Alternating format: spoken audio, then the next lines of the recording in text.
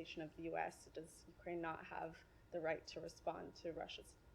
Ukraine absolutely has the right to respond to Russia's aggression.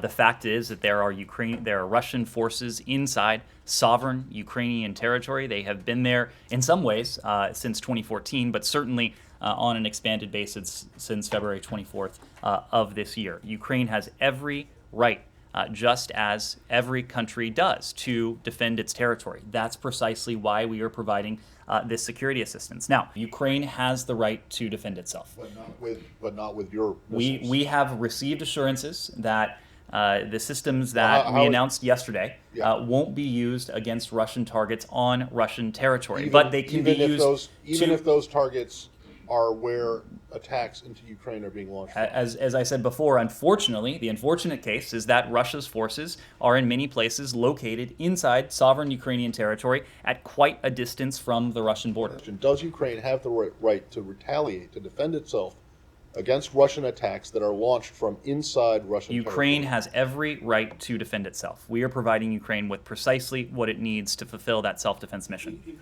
Our goal in all of this is to do everything we can to bring this war to an end, to diminish the violence and to put an end to a conflict that was needless to begin with. So we want to do everything we can to strengthen the hand of our Ukrainian partners, both on the battlefield but also at the negotiating table. That's why we're providing them the security assistance. That's why we are, including with the tranche of additional sanctions we announced today, continuing to hold the Russian Federation to account. But we also want to be careful to ensure that we are not doing anything, or the international community is not doing anything, that would needlessly prolong this conflict. Right now, there is only one country that is prolonging this conflict, and of course, that's Russia. If Ukraine stopped fighting today, there would be no sovereign, independent country of Ukraine tomorrow.